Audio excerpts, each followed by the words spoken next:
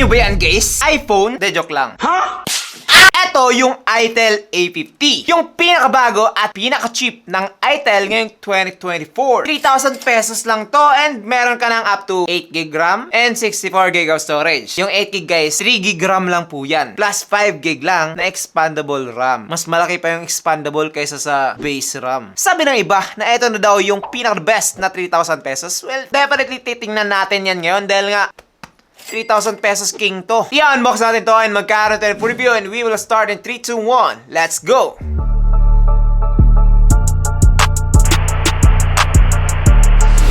Hey, what's up guys? I'm GP and this is JTN TV. Ngayon, ipapamigay natin itong itel A50 ngayong July 30, 2024. Kasama nito yung Vivo Y18. So, make sure to subscribe para maka-join. Now, looking at the box, meron tayong cellphone, pangalan, and RAM at ROM. Dito naman tayo sa loob niya.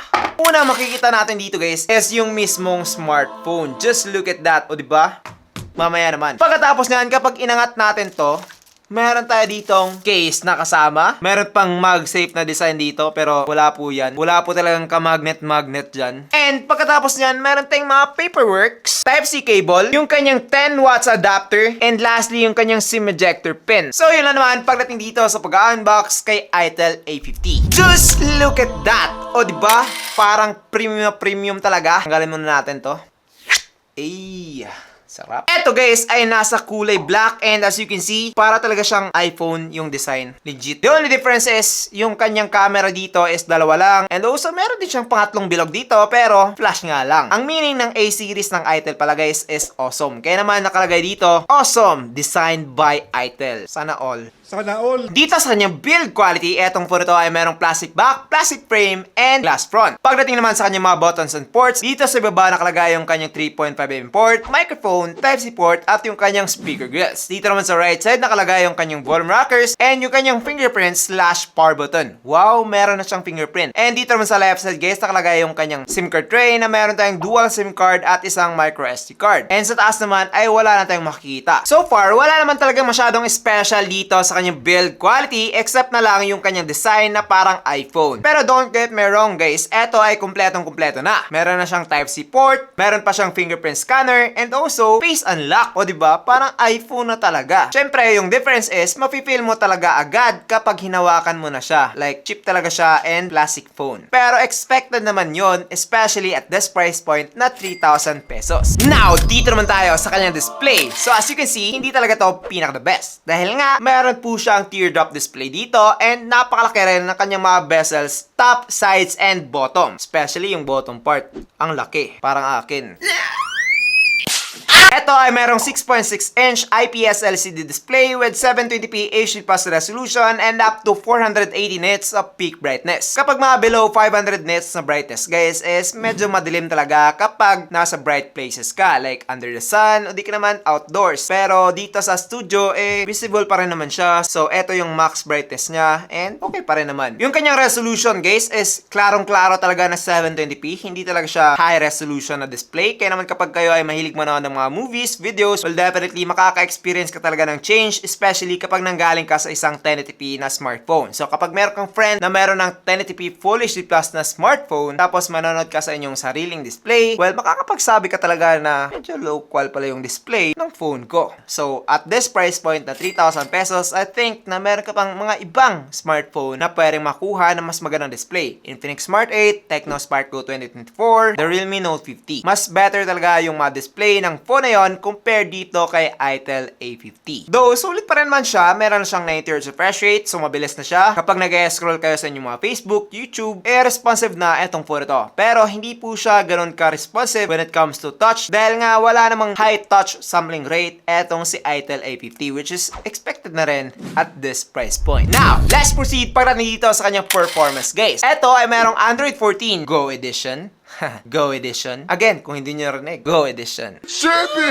So, pag Go Edition kasi guys, medyo pinababa talaga siya na Android. It's because of its processor. So kapag medyo mabagal na mga processor guys, lalagyan talaga nila ng Go Edition. Dahil nga hindi nila kaya yung full edition ng Android 14. Merong mga pre-installed app dito like mga Facebook Lite, Shopee, and marami pang iba. Pwede mo naman tong i-delete kung ayaw mo and mag-download ka na lang ng ibang apps. Pero guys, mas better sana kung wala na lang to. Now, kapag ikaw ay nanay tatay, di ka naman wala ng time para mag-gaming, well, definitely, okay na itong si ITEL A50. Smooth naman po siya. Katulad lang yung kanyang performance sa ITEL A70. And so far, masasabi ko naman na okay pa rin yung kanyang performance dito. Sa Mobile Legends, high graphics and high refresh rate. And as you can see, playable pa rin naman po siya. Pero wag ka lang mag-expect talaga na katulad ng Unisoc T606. Ito kasi guys, ay T603 lang. So, mas mabagal to compared sa T606. As you can see, meron tayong mga frame drops dito. O di ka naman mga paunti-unting lag. Hindi talaga siya ganun ka-smooth. And hindi rin siya ganun ka-responsive when it comes to our touch. Dito naman sa Call of Duty, ganun pa rin. Makakapaglaro ka naman dito, casually. And mag-enjoy ka pa rin naman. Pwera na lang kapag nag-start na siyang uminit and dun mo ma-feel na lag talaga siya. O di ka man, napakarami ng frame drops yung nagaganap. So, para sa akin, overall, when it comes to gaming guys, hindi ko talaga recommended etong si ITEL A50. Mas recommended ko yung mga smartphone na merong Unisoc T606. Dun guys, medyo mas smooth talaga, mas playable, and overall, mas enjoyable yung inyong pag-gaming. Dito naman kay ITEL A50, kulang talaga siya. Pwede lang siya sa mga daily tasks like Facebook, YouTube, call, text, mga ganon, mga simple lang. Kapag yun lang yung mga ginagawa nyo, well, definitely, pwede na etong si ITEL A50 para sa inyo. Ngayon, pag-usapan naman natin yung kanyang battery. So, eto guys, ay merong 5,000 mAh battery with 10 watts charging. Now, one thing I like about this phone is that meron siyang kasamang charger. Hindi katulad nitong bagong Vivo dito na walang charger. But yes, pagdating sa kanyang battery guys, abot ka talaga ng 1 day with this phone. And when it comes to charging naman, medyo mabagal po siya. Aabutin ka dito ng 2 hours and 40 minutes from 0 to 100%. So, medyo mabagal talaga yun. 10 watts lang kasi. Now, dito naman tayo sa kanyang camera. So, mala iPhone yung kanyang camera module. How about pagdating dito sa kanyang result? Well, first of all, pagdating sa kanyang specs guys, ito ay merong 8MP main camera at isang auxiliary lens. O di ka naman, pwede nating tawaging dagdag lens. So, kahit na anong gawin natin dito guys, kahit na anong mode dito sa kanyang camera yung gamitin natin, wala talagang silbi etong pangalawang camera niya. So, kahit mabasag nyo to,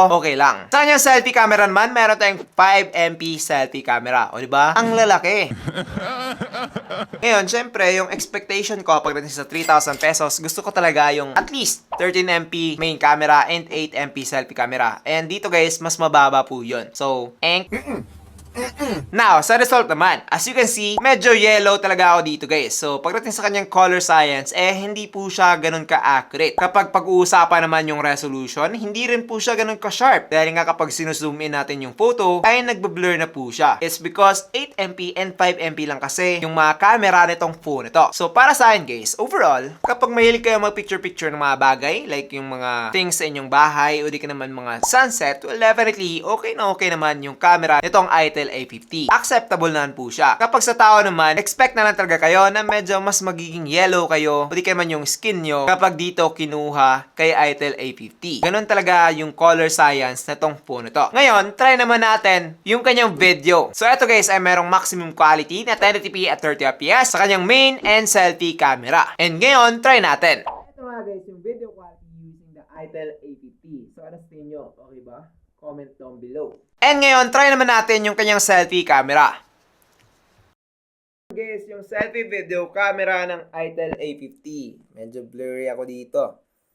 But yes, comment down below kung ano sa tingin nyo. Now, so far, as I'm looking at the results, dito guys, sa kanyang back camera, okay naman yung kanyang color reproduction. Pero pagdating dito sa kanyang selfie camera, medyo off na po siya. Hindi rin siya ganun ka-high resolution. So, kapag kayo ay mahiling mag-vlog, well, definitely use the back camera instead and you will get a better results compared sa kanyang selfie camera, guys. So, in short, para kayong nakaganito, mag-vlog. Hi, guys! Nice. Overall, recommended ko ba itong si ITEL A50? Well, definitely it depends. Kapag kayo yung tao na focus lang purely pagdating sa kanyang design, well, definitely okay na po siya dahil nga iPhone design, di ba? Parang mamahalin. So, kung gusto mo mag-flex sa inyong mga friends, like, uy, meron akong iPhone. ITEL pala. Scam.